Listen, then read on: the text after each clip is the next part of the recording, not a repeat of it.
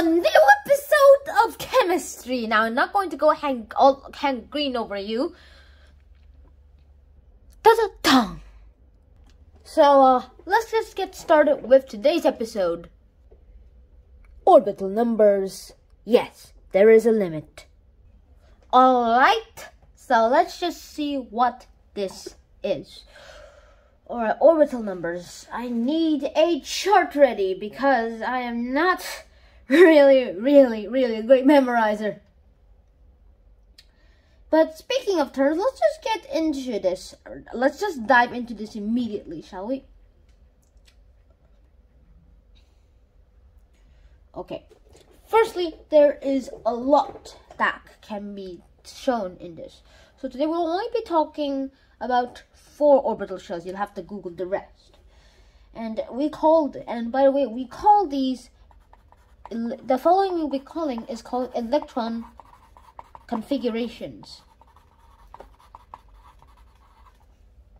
If you Google up something like that, you will eventually find out, like if you go into the images, then you will find out that the thing that we're talking about today is called electron configurations. But set aside Google, what are electron configurations? It is basically the limit of electrons in each orbital or shell, like in the Bohr model, for each atom. And if you remember our periodic table of elements, then you will already see a little bit of a thing here. Great. So let's just take hydrogen, the simplest one possible, as an example. So this is what we get.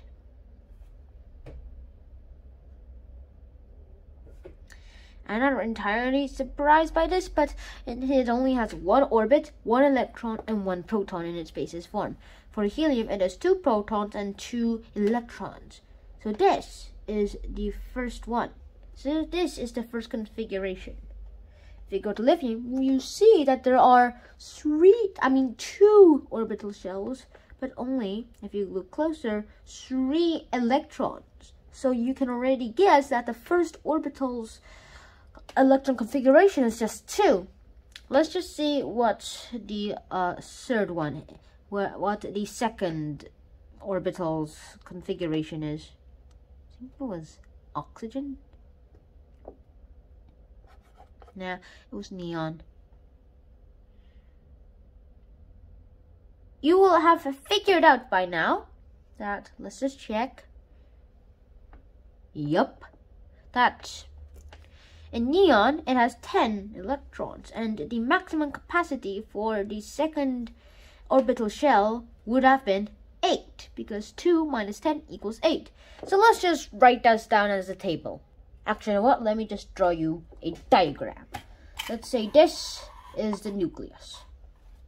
Then the very first orbital shell will only be able to contain 2 electrons, not to scale. Actually, I should write that down. Huh, someone wrote it down. I wonder who. Huh? Okay, let's just ignore that. And what is the maximum capacity of the second orbital shell? Well, we've already seen it, and it is just 8. 2, 3, 4, 5, 6, 7, 8. Bump, bump, bump, bump, bump, bump, bump, bump. And finally, for 18 is the third one. And let me just show you it. So let's draw 18 configurations. Okay, so this is the third shell. And how about the fourth? Well, that's a brain teaser. But it's a whopping 32. And by now, this thing would have contained 60 electrons, which is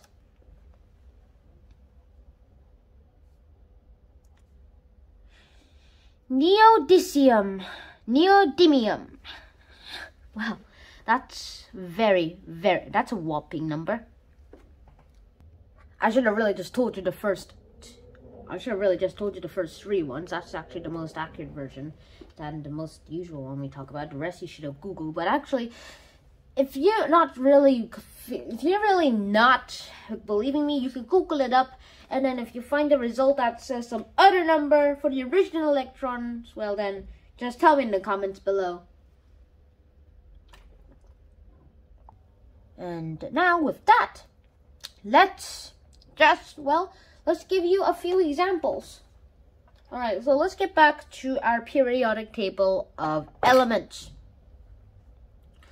So let me give you an example. We have to be able to okay, here's your quiz. You have to find what number of electrons you need to bond with for each element I choose. So let's choose lithium. Actually, let's choose calcium as an example. Now, calcium has 20 electrons, as well as it has 20 protons. And if you see here, if we just start spinning again, as you can see, it has 2 in the first shell, 8 in the second shell, 18, I think, in the third shell. Well, actually, that's way less than 18. It's actually 18. And then other numbers in the other shells. So it's pretty much incomplete by now. So what do? I should also mention here that usually the third orbital shell also, like the second orbital shell, has also 8 electrons. And there's a thing called the 288 rule, which we should have gone through in this episode. So usually we'd have 8, but in this case I told you 18 because that was the one that the chart I used was gone from. Alright, so if you're a bit confused at what I said, go search it up, or to actually find an expert who is way better at chemistry than I am. I am an amateur, I'm sorry to say. Alright, so this is everything we can talk about orbital electrons. So you can either rewind this episode and watch it again, or you can just watch me trying to make you dizzy with trying to spinning the electron configurations.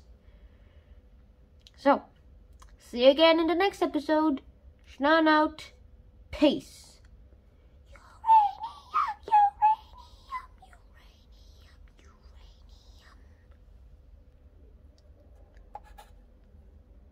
And next time, we will be going into the elements.